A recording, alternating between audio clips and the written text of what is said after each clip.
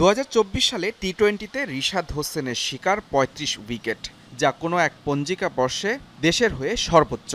সবশেষ টি-20 বিশ্বকাপেও ছিলেন সর্বোচ্চ উইকেট শিকারীর তালিকায়। জাতীয় দলের নিয়মিত মুখ সেই রিশাদ হোসেনই কিনা বিপিএলে নিজ দলের প্রথম 2 ম্যাচে ছিলেন একাদশের বাইরে। এ নিয়ে কানাঘুষা যখন ক্রিকেট পাড়ায়, তখন রিশাদ সুযোগ পান দলের পরের 2 ম্যাচে। সবশেষ সিলেটের বিপক্ষে 3 উইকেট শিকার করা এই লেগ স্পিনার জানান তার একাদশে না থাকার কারণ। বাইরে বসে থাকা মানে টিম কম্বিনেশনের জন্য আমি বাইরে ছিলাম, তো আমার অতটা লাগে নাই যে আনকমফোর্টেবল। আমি ভাবছি যে টিমের জন্য যা দরকার তাই হবে। রেগুলার তো প্রিপারেশন থাকে খেলার জন্য, যদি টিম কম্বিনেশনের জন্য না খেলি সেটা তো আমার হাতে নেই, তো রেডি থাকি সবসময় খেলার জন্য।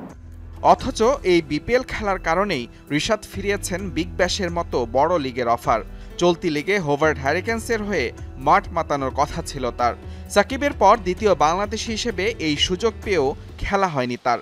বিপিএলকে প্রাধান্য দিতে গিয়ে বিগ ব্যাশ খেলার সুযোগ মিস নিয়েও অবশ্য আক্ষেপ নেই এই লেগের। আমি আগে বলছি যে আমি কোনো কিছু নিয়ে আক্ষেপ করি না, প্রেজেন্ট যেটা থাকে আমি সেটা নিয়ে কাজ করতে চাই, এবং যে বিপিএল চলতেছে আমি এখন বিপিএল নিয়ে চিন্তা ভাবনা করতেছি। বিগ ব্যাশ হয় নাই, রিজিকে ছিল না, নেক্সট টাইম হবে ইনশাল্লাহ। বল হাতে শুধু সাফল্যই নয়, ব্যাট হাতে ঝড় তুলতে পারার সক্ষমতার কারণেও যে কোনো দলে সেরা পছন্দ হওয়ার দাবিদার রিশাদ হোসেন। মুজরাবিন তারেক, যমুনা স্পোর্টস।